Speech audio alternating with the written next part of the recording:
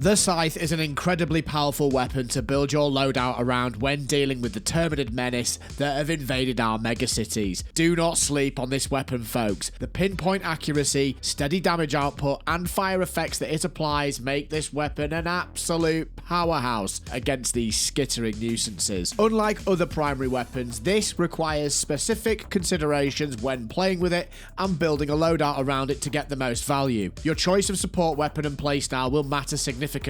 More on that in a moment, folks. The weapon itself makes incredibly short work of the vast majority of smaller Terminid swarm threats with ease. Hunters, smallies are obviously a breeze. Warriors get absolutely clapped, and hive guards, when you melt their non-armored sections, they go down very quickly. You can even do decent work to alpha commanders. Shriekers are also in trouble when you put the beam anywhere near them. This sets them on fire, so you can rest easy with the Scythe at your disposal when you're pushing those new huge Shrieker towers. The only real concern with this weapon is how lackluster it is against the usual suspects: spewers, chargers, biles, impalers. But with that being said, we're going to go over the support weapons of choice and stratagems that make the Scythe go from a decent weapon to a truly S-tier choice against the Terminids. The core idea is really simple, folks. Juggle the Scythe and the laser cannon to prevent either weapon from overheating. The most favourable way to use this technique is to open with the laser cannon and wait until the last moment before the overheat, then switch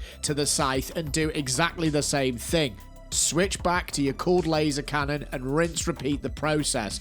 You can literally do this indefinitely if you play your cards right.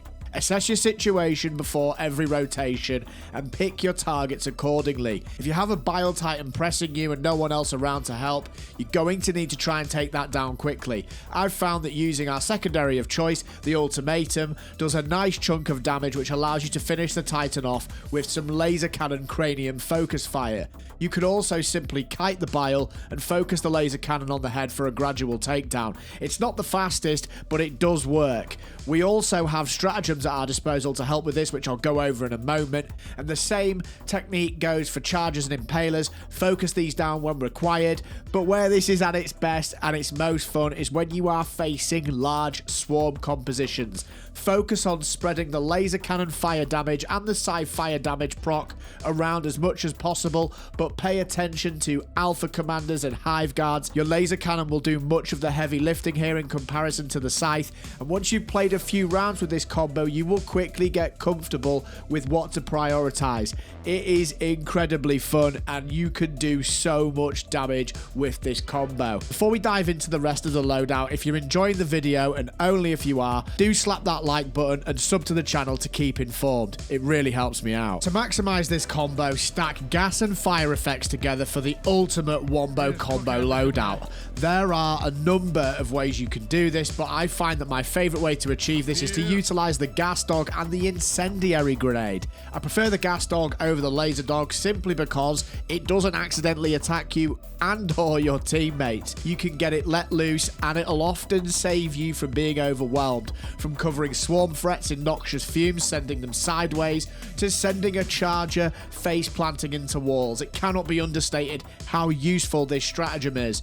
We are, of course, getting plenty of fire output from our primary and support choices, but I find that the incendiary grenade is a really solid choice here to make a blanket of fire in front of bug breaches, which just adds to the overall damage output and compounds the style of destruction that we are using to clean our streets up. To fully lock down a breach and the bug scum, throw a Gatling sentry to really turn the screw on them. The amount of throughput we now have at our disposal is absolutely swarm shattering.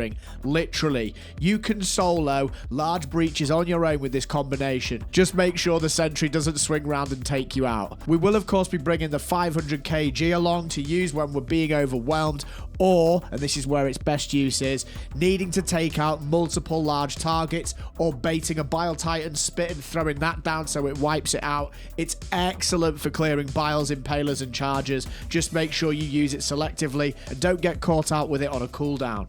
In terms of the armour, I use the engineering armour for the extra grenade slot. Very helpful, folks, but you could also opt for taking something like the medic armour that offers an additional stim, which is really nice, especially now that we can dive and stim. What a fantastic change that's been. As mentioned previously, the ultimatum is the secondary of choice, but you can also run the grenade pistol instead if you'd rather have a more successful time at removing bug holes, so you don't always have to rely on your grenades there, folks. And I will also say some people might prefer to switch out the Gatling Sentry and take the orbital precision strike, the low cooldown, and the ability to take out Bile Titans, chargers, impalers, all that good stuff. Is just a really nice thing to have. You bait the bile and then you throw the OPS down and watch it melt. Check out this next video, it's got you covered. Take care of yourselves, keep having fun, come check out a stream on YouTube or Twitch, and I'll see you in the next one.